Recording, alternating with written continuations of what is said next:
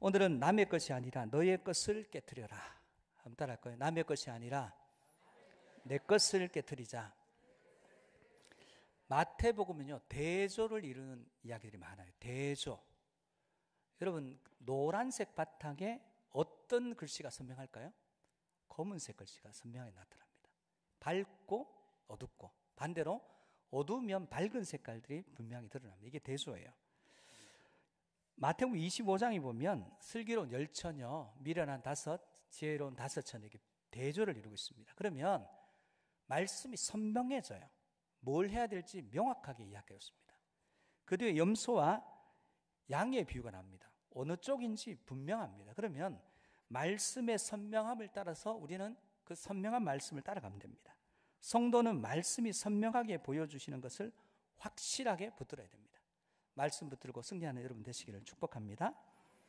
하나님의 계획과 사람의 계획이 있습니다. 어느 계획이 옳은 계획입니까? 하나님의 계획이 옳겠죠. 오늘 본문에는 보면 예수님께 와서 귀한 옥합을 깨트리는 여인의 헌신에 대한 이야기가 나옵니다. 반대로 그 여인의 헌신을 평가하는 사람들이 나옵니다. 헌신은 여인이 했는데 그에 대한 평가는 주님이 하시면 모르겠지만 그 주변엔 제자들과 다른 사람이 한다는 것은 이건 쉽게 이해하기 어려운 일입니다. 왜 이렇게 할까요? 자기를 드러내기 위한 것입니다. 그러므로 오늘 우리는 두 가지 이야기를 살펴보겠습니다. 하나는 헌신의 이야기예요. 한쪽은 배신하는 이야기입니다.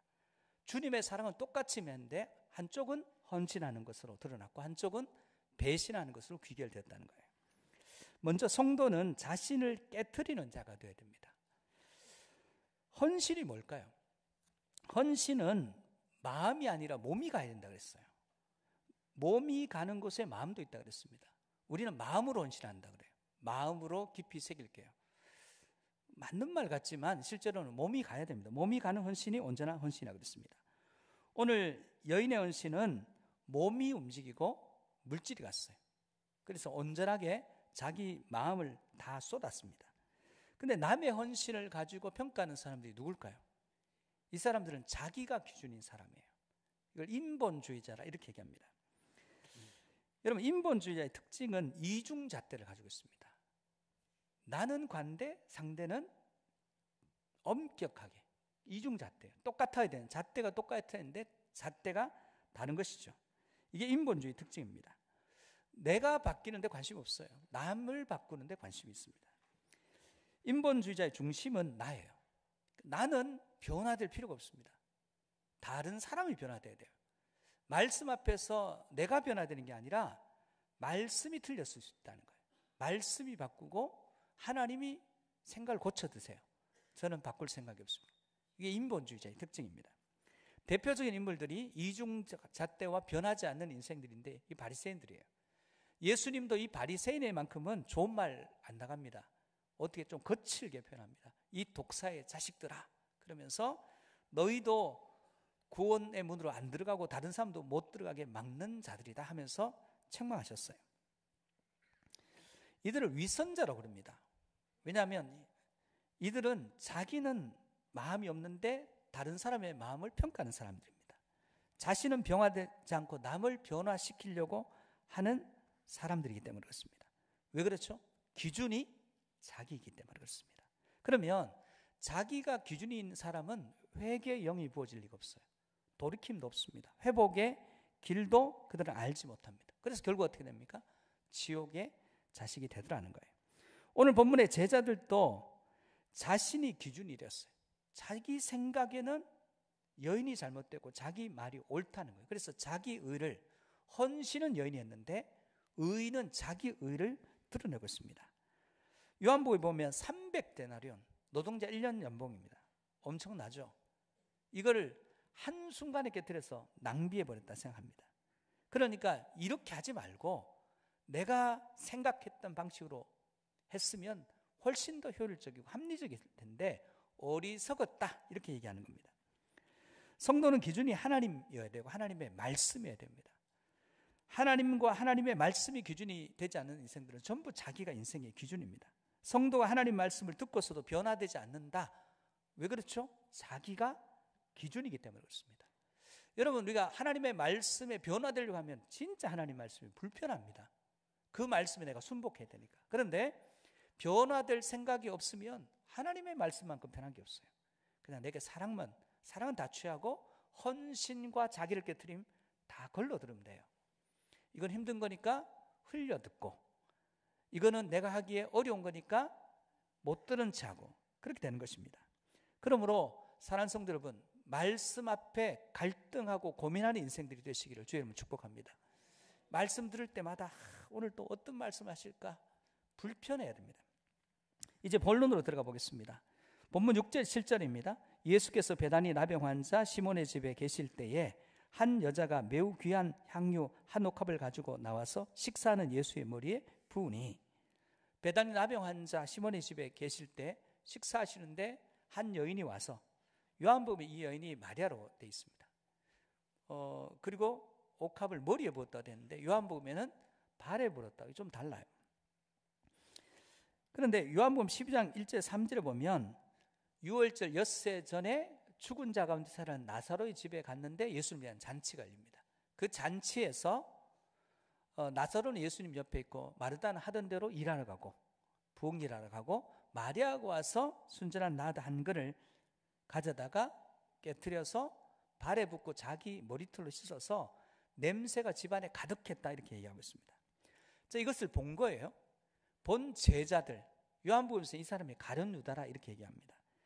이 제자들과 가룟 유다의 반응이 어떠냐면 8절 9절입니다. 제자들이 보고 분개하여 이르되 무슨 의도로 이것을 허비하였느냐, 이것을 비싼 값에 팔아 가난한 자들에게 줄 수 있었겠도다 하거늘. 지금 제자들이 이 여인의 헌신을 가지고 야, 왜 그렇게 어리석게 행동하느냐, 이런 정도가 아니라 분개했던, 엄청나게 화를 내는 거예요. 왜 이렇게 엄청나게 화를 내느냐, 결론은 허비, 낭비, 쓸데없는 짓을 했다는 거예요. 이게 그들의 결론입니다. 상식 밖의 행동을 했으니까 우리 얘기를 듣고 너 깨달아야 된다, 이런 얘기예요. 이것을 비싼 값에 팔아 가난한 자들에게 줄 수 있었는데 이제는 다 의미 없고 허사가 되었다. 여러분, 제자들의 말을 들으면 그렇지 않겠습니까? 예수님께 깨트리는 순간 이 가치가 의미가 없어져 버렸어요. 이걸 만약에 예수님에게 안 깨트리고 가난한 자에 팔았으면 많은 사람들에게, 한 사람에게 많은 사람에게 유익이 되었을 텐데 그게 지금 의미 없게 됐다는 거예요. 이 사람들의 생각은 예수님이 없어요. 그리고 지금 깨트려져가 낭비한 거기에 온통 마음이 다가 있습니다. 예수님은 없고 깨트려진, 낭비됐고 허비됐고 쓸데없는 했다고 하는 그 옥합, 거기에 모든 마음이 다가 있습니다. 그래서 그 마음으로 지금 여인을 정죄하는 거예요. 인천에서 서울로 학교를 다니는 한 학생이 있었습니다. 종점 지점 가까이 살았는데 자기가 그날 늦게 타서 자리를 못 잡았어요. 서서 가는데 몇 정거장 가고 난 뒤에 출근 시간에는 어르신들이 출근 굉장히 복잡거든요. 안 타시는데 노인 한 분이 타셨다는 거예요. 그런데 어떤 청년이 앉아있는 그 앞에 자리에 가서 딱 섰다는 거예요.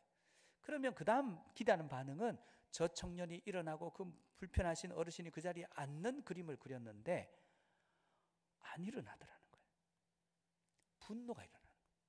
아니, 저 인간이 왜 안 일어나지? 그러고 난 뒤에 이 어르신이 거기서 뭐 비켜달라고 그럴 수 없으니까 한참 있다가 도저히 계속 갈 수 없으니 그 자리에 털썩 주저앉았다는 거예요. 그걸 보는 순간 분노가 가득 차서 교회 와서 하루 종일 내가 오늘 못 볼 걸 봤다고, 그런 인간, 못된 인간이냐고, 그러면서 계속 누군지도 모를 그 청년을 성토하고 세상의 청년들이 그래서는 안 된다고 그렇게 얘기하면서 붕괴하더라는 거예요. 그 이야기를 들은 옆에 있는 청년이 이렇게 반응했다는 거예요. 왜 너는 남의 권리를 가지고 내가 분노하느냐? 내 것 가지고나 양보하지 왜 남의 권리를 가지고 내 의를 나타내려고 하느냐? 이 얘기를 들은 거예요. 너는 그 노인에게 자리를 양보하진 그 사람에게, 그 청년에게 분노할 게 아니라 그 분노를 접어야 된다는 거예요. 네가 왜 그렇게 화를 내냐는 거예요.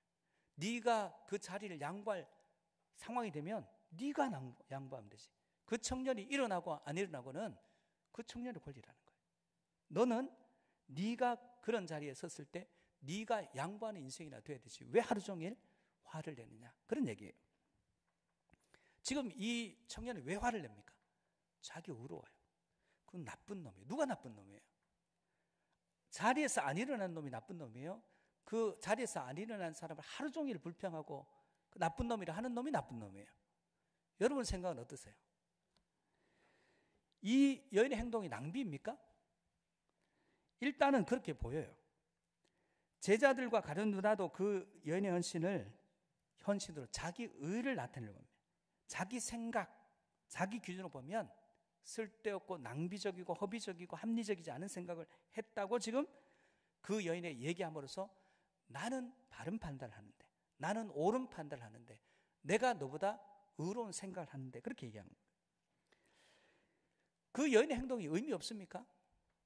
이 여인은 이 옥합이 하나도 안 아깝지 않아요. 왜냐하면 예수 그리스도의 사랑이 이것보다 훨씬 더 크기 때문에 그래요. 이까지 것은 의미가 없어요, 내게. 왜 그렇습니까? 예수님 그때 받은 사랑, 그 은혜가 너무 크기 때문에 이까지 건 아무 의미가 없습니다. 그런데 제자들과 가룟 누나의 마음속에는 이까지 것이 아니에요. 이게 더 귀해요. 그런 옥신각신 가운데 예수님이 개입하십니다. 10절 11절 예수께서 아시고 그들에게 이르시되 너희가 어찌하여 이 여자를 괴롭게 하느냐, 그가 내게 좋은 일을 하였느니라. 가난한 자들은 항상 너희와 함께 있거니와 나는 항상 함께 있지 아니하리라. 제자들은 이 여인을 괴롭게 합니다. 이 여인의 헌신을 폄하하고 자기가 옳다고 얘기합니다. 주님은 세상에 계속 계신 게 아니에요. 조금 있으면 십자가를 지시고 죽으시고 부활하셔야 됩니다. 그러나 이들이 만약 가난한 자를 도울 생각이 있다면 가난한 자를 도울 기회는 얼마든지 있습니다. 그런데 문제는 이들에게는 정말 가난한 자를 도울 마음이 여러분 표현대로 1도 없어요.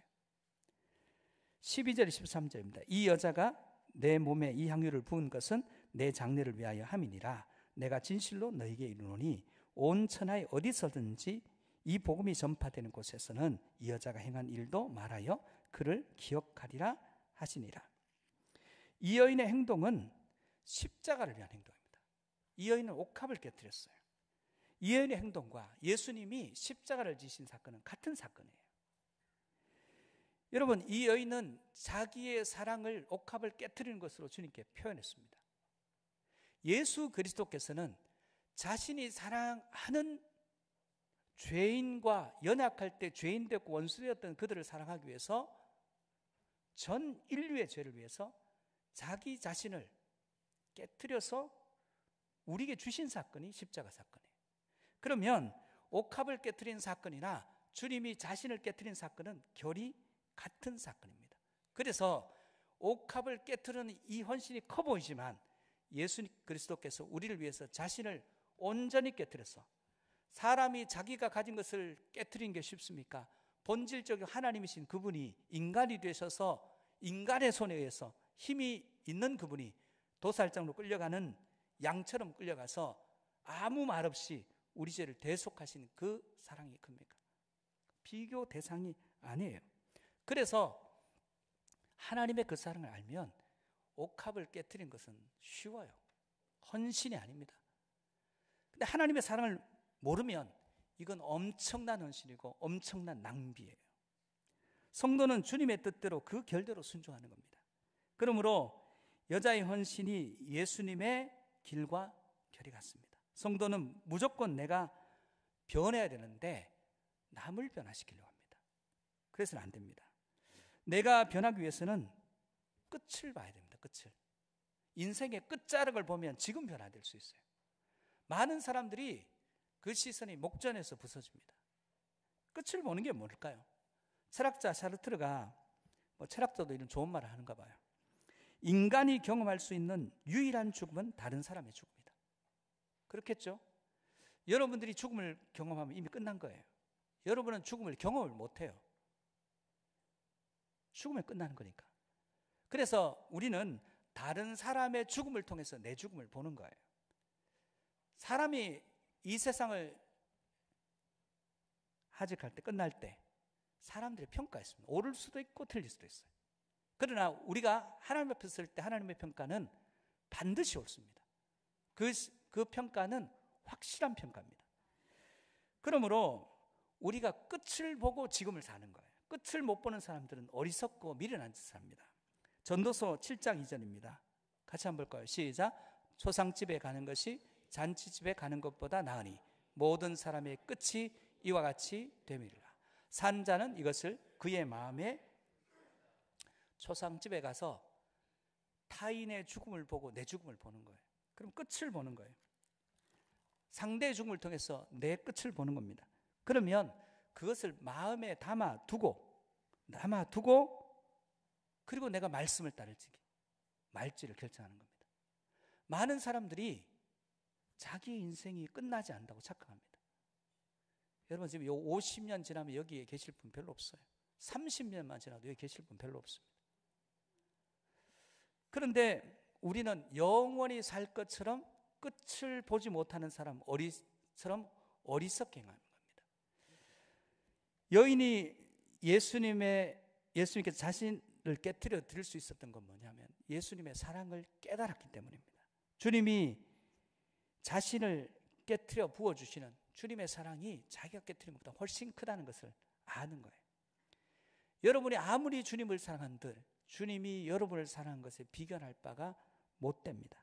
여인이 옥합을 깨트린 사건이 결국은 인류에게 자신을 깨트려주는 사건과 비슷하긴 하지만 주님의 십자가 사건과 여인의 옥합 사건은 결이 같지만 비견할 수가 없어요.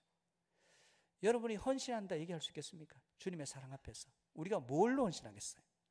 그 사랑을 깨닫고 그리고 작은 감사를 표현할 뿐입니다. 여러분 자신이 변할 때 하나님 기뻐하십니다. 십자가가 여러분 인생을 바꿔놓을 때 하나님께 영광이 됩니다. 언제까지 지금처럼 사시겠습니까? 하나님 안에서, 말씀 안에서 여러분 자신을 깨트리고 주님의 크신 사랑을 깨닫는 은혜가 있기를 주의 이름으로 축복합니다. 두 번째, 하나님을 아는 자가 되어야 한다는 거예요. 14절 16절입니다. 그때 12 중에 하나님 가룟 유다라 하는 자가 대제사장들에게 가서 말하되 내가 예수를 너희에게 넘겨주리니 얼마나 주려느냐 하니 그들이 은 30을 달아주거늘 그가 그때부터 예수를 넘겨줄 기회를 찾더라.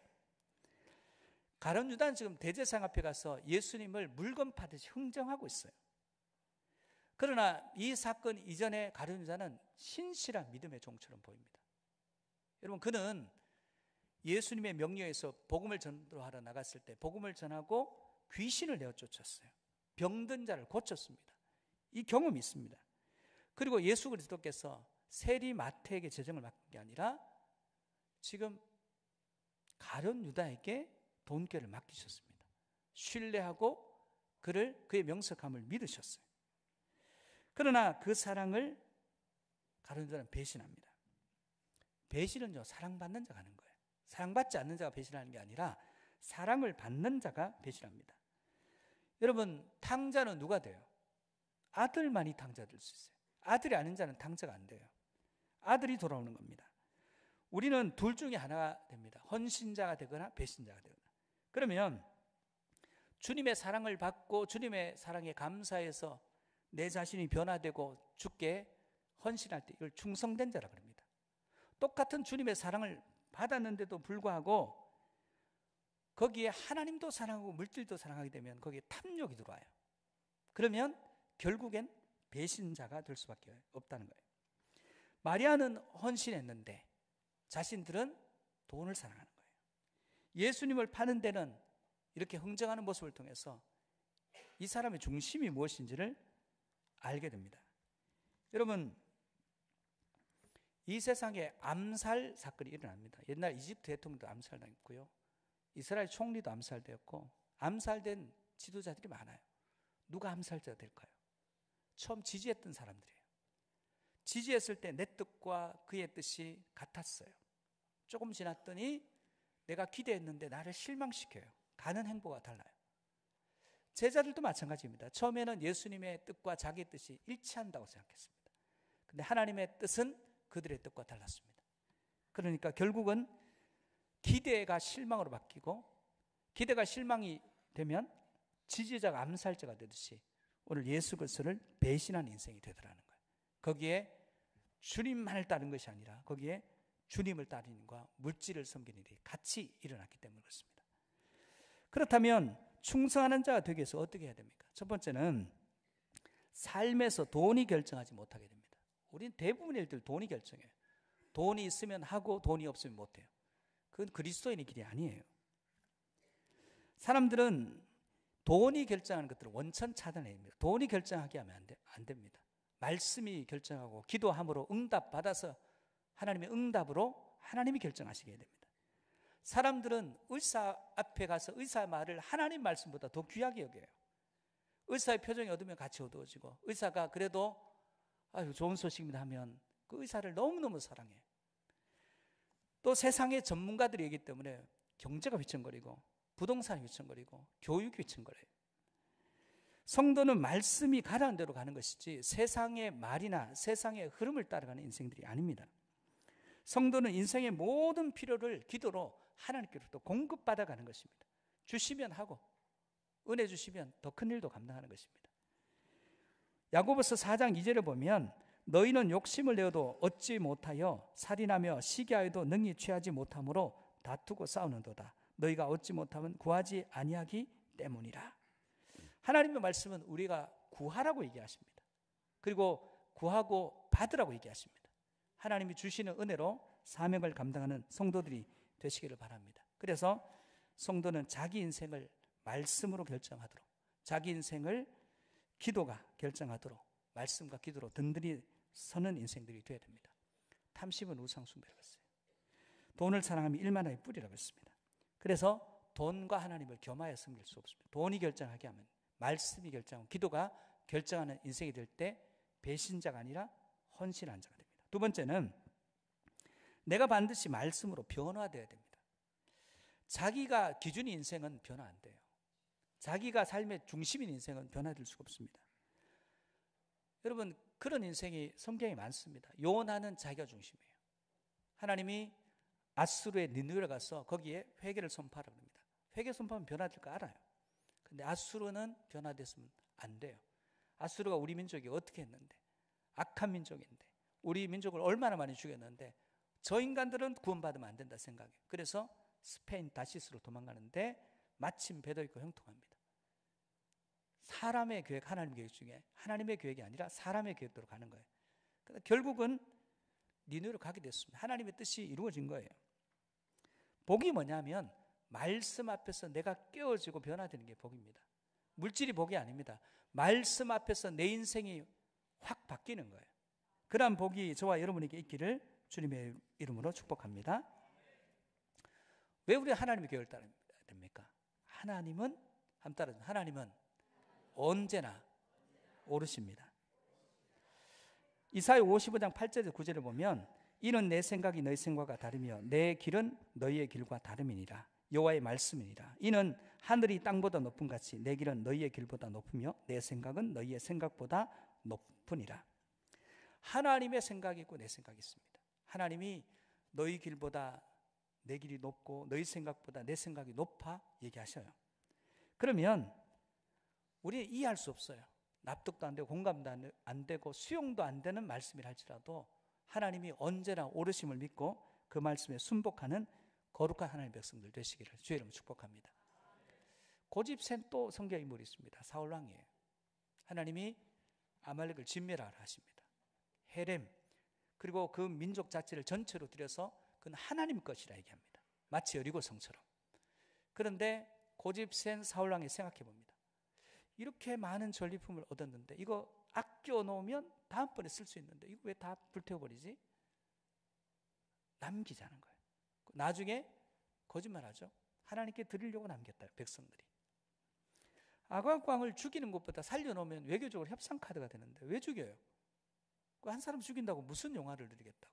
그래서 자기 생각대로 아각 왕도 살립니다. 불순종이에요. 왜 그렇죠? 근본으로 돌아가면 하나님을 모르기 때문이에요. 하나님을 모르는 사람들이 오늘날 교회 안에도 많습니다. 하나님을 알아야 됩니다. 힘써 여호와를 아는 일에 마음을 쏟아야 됩니다. 여러분 힘써 여호와를 아시기를 바랍니다. 사람 많이 알아서 볼 일 없어요. 하나님을 알아야 됩니다.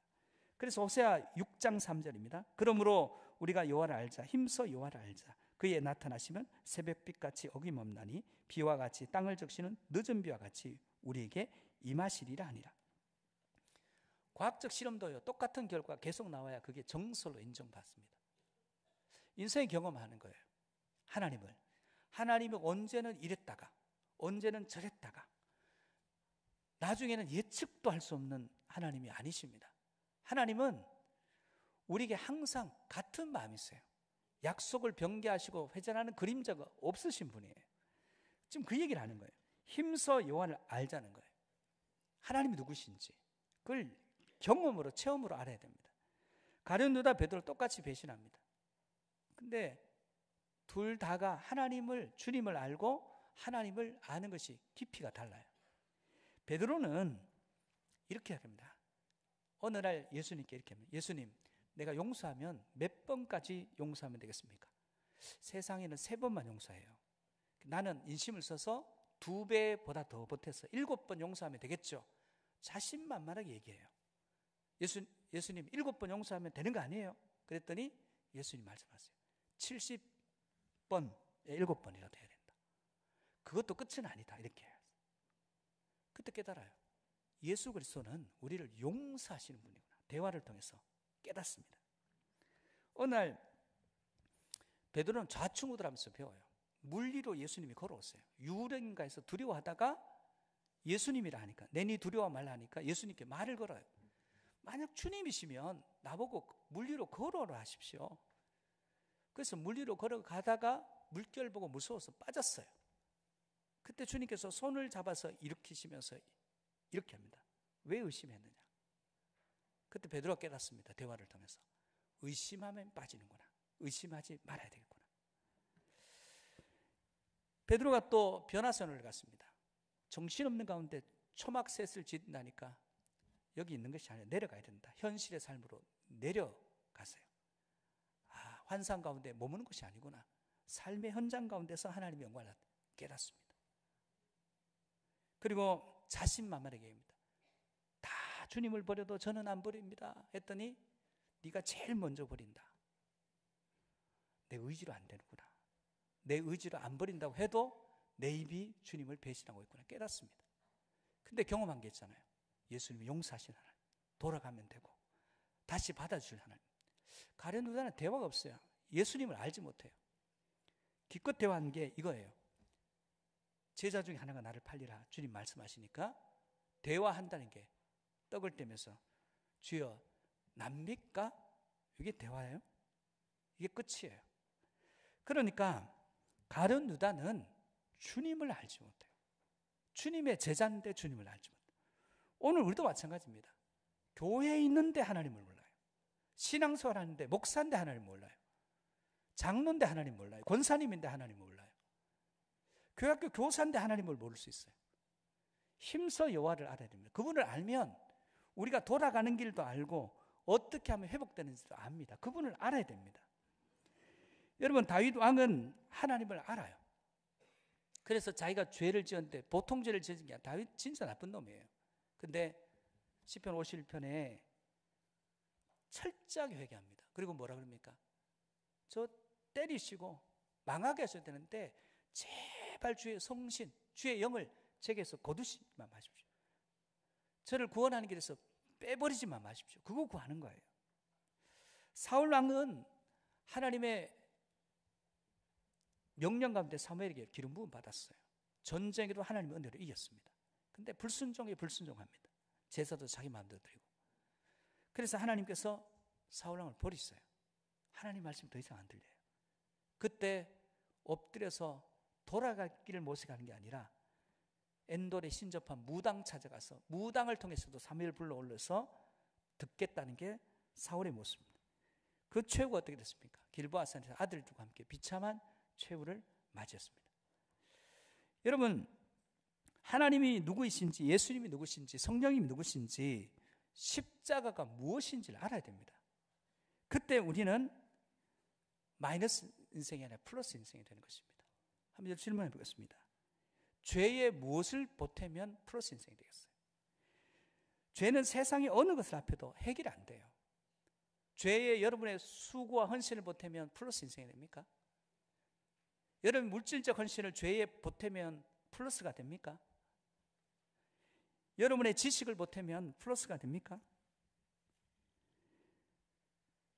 여러분의 봉사를 합하면 플러스가 됩니까? 여러분의 예쁨과 선함을 보태면 플러스가 돼요? 안 돼요. 오직 죄는 예수님의 보혈의 능력이 임할 때만 플러스가 돼요. 여러분의 죄는 여러분의 공로, 수고, 땀 흘리면 아무 의미 없어요. 오직 예수 그리스도의 보혈이 합해질 때 죽는 길에서 사는 길이 열려지는 것입니다. 하나님을 모르면 자꾸 이상한 짓 해요. 말도 안 되는 짓 하고. 하나님을 모르니까, 누구신지를 모르니까. 하나님을 아는 사람만 십자가 외에 다른 붙들 것이 없어요. 오직 십자가 외에 우리를 구원하는 길이 없고, 예수님 외에 우리의 예배가 받아들이는 길이 없고, 우리의 기도에 예수 그리스도의 이름의 그 권세와 능력이 아니면 우리는 기도로 하나님께 나갈 수도 없어요. 오직 예수, 오직 복음, 오직 십자가만 붙들 때 우리에게 사는 길이 열리는 것입니다. 그런데 자기의 방편, 자기가 기준이면 사랑받았는데 헌신자가 아니라 배신자 되는 것이 오늘 본문이 우리에게 알려주는 것입니다. 하나님은 구하면 들으세요. 영혼을 사랑하시고 우리에게 좋으신 하나님이십니다. 그 하나님을 힘써 알므로 더 알아가면 충성할 수 있습니다. 모르면 배신합니다. 주님의 사랑을 받은 자가 혼신하는 거예요. 주님의 십자가 사랑의 큰 옥합을 깨트린 것도 대단한 일이긴 하지만 주님의 사랑에 비견할 바가 아닙니다. 우리가 논리, 합리, 이성적인 판단 다 폐해져야 됩니다. 오직 하나님의 말씀만이 우리를 이끌어가고 기도의 응답을 통해서 우리가 주님께서 이끄시는 대로 나아가야 되는 것입니다.